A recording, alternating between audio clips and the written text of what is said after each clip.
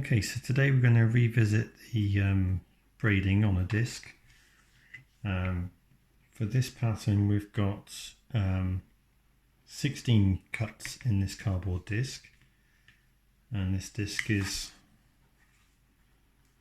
about 6 inches across, 5.5 inches, 6 inches across. Doesn't have to be that big. You want it big enough so it doesn't catch your hand when you're turning it. So I'm going to use some wool because it's quite cheap to do this with wool, but if you've got something nicer you can do. So I've got here 4 strands of one colour, 4 strands of another, and I'm going to tie a quick knot in the end.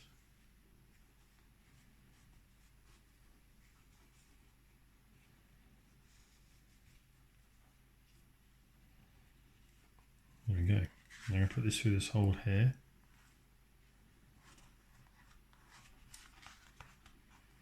It's best to have these wool about the same sort of thickness. You can have it at different thicknesses, but I think it looks a bit too lumpy if it's different thicknesses.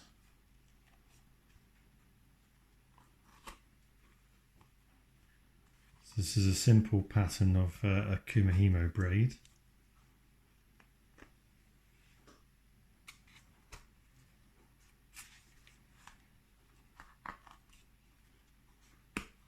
So I've got these in the north and south and west and east positions. Now, what we're going to do for this is that the one on the right hand side is going to come down, and the one on the left is going to come up. Then we're going to rotate the disc round following these arrows, and then we're going to go same thing again. Right is going to come down and left is going to come up. Now I'm doing this on a surface, but you really want these to be dangling down. That'll make it a lot easier for you. So we rotate round. This one's going to come down, and this one's going to come up. Okay. You rotate round. This one's going to come down, and this one's going to go up. Now I've made this out of cardboard because it's quite cheap to make. Great for beginners. But my best experience with these is using the foam ones. Because they're made out of foam, they're quite soft and they grip the wool quite well.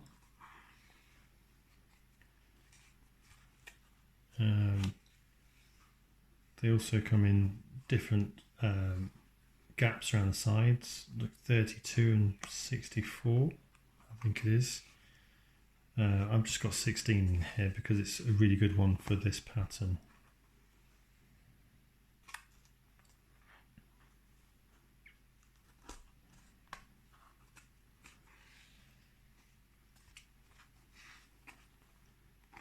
So you can do this as much as you can until the rope runs out, the cord runs out. It's a great thing to do when you're sitting there watching TV. The kids can use this for braiding or friendship bracelets. So keep doing this until you've got a great length of it and you won't run out of wool.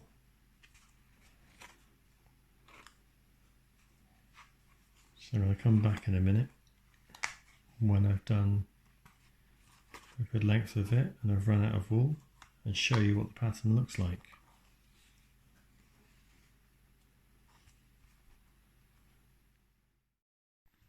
Okay, so I've gotten to the point where I'm happy to finish this. If you wanted to, you can go until the wool gets really, really short up until the end, but we'll stop there. So the first thing we need to do is just take off all the wool.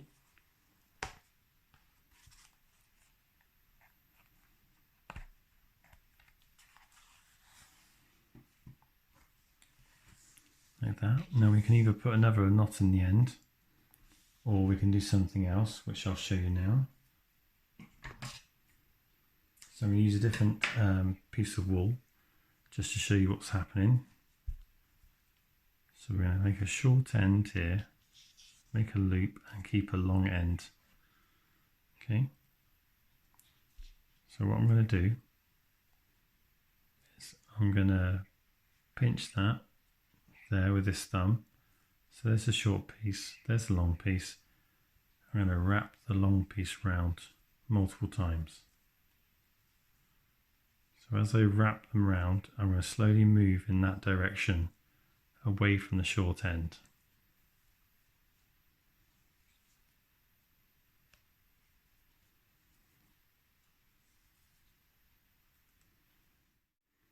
Okay, so I've probably done enough now. So what I'm going to do is put the long end, what's left of it, through that loop we left at the start.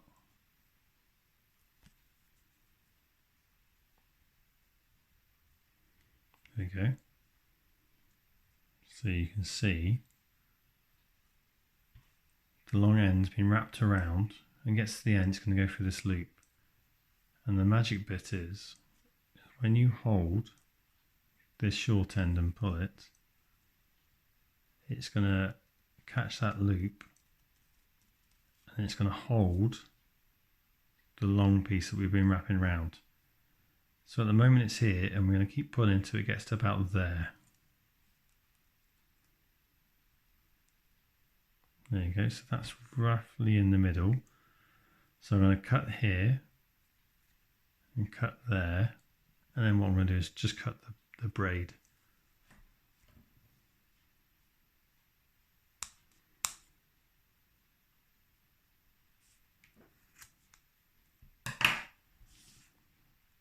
There you go.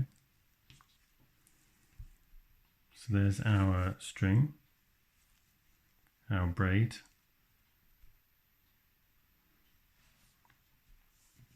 So that was done on a very cheap cardboard Kumihimo disc. Like I suggest, the foam ones are a lot better because these will grip the wool. And one thing to watch is tension. So this bit here is quite loose. It's made this loop, which doesn't look very pretty.